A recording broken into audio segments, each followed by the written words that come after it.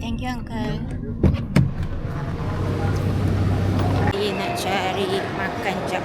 Dah sampai dekat Oriental Coffee. Beratur dia kan.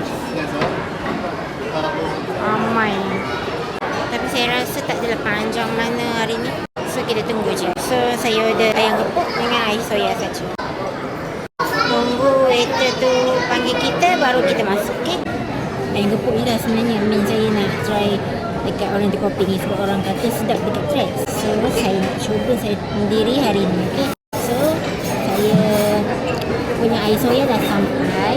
Ini adalah favourite air soya saya kalau saya pergi dekat Oriental Coffee ni. Bismillahirrahmanirrahim. Memang sangat sedap. Dia punya gurih rasa soya tu bukan rasa tiruan lah. Memang rasa ori daripada kacang soya yang diperah. Saya punya ayam gepuk dah sampai.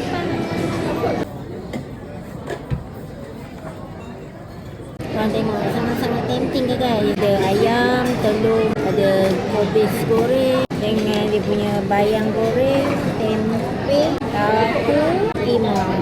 Sejak kita taste. So selain tu dibagi dengan kicap manis sekali. So kita tuang dia punya kicap ni.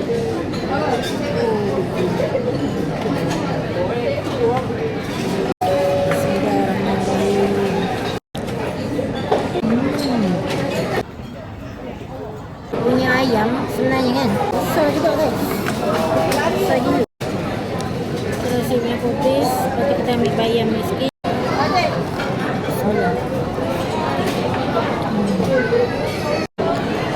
Sangat sedap lah guys. Semua cukup rasanya. Rasa pedas. Ayam dia juicy. Lepas tu crunchy dekat luar tapi juicy dekat dalam ayam dia tu. Lepas tu ada dia punya kacang, dia punya kobis goreng dengan bayang goreng ni tu sedap. Saya tak faham kenapa orang kata tak sedap yang first. So far overall saya suka. Memang sangat-sangat sedap. So kalau korang yang tak pernah try lagi ayam gepuk dekat Oriental Coffee, korang boleh try. Sementara dia masih valid lagi dekat menu dia. So korang kena try sekarang tau. Sangat-sangat worth it. Dan dia punya portion pun sangat besar. Korang kalau jenis yang tak makan banyak, korang boleh share berdua. Okay, so far saya boleh bagi ni 9/10. Sangat-sangat sedap.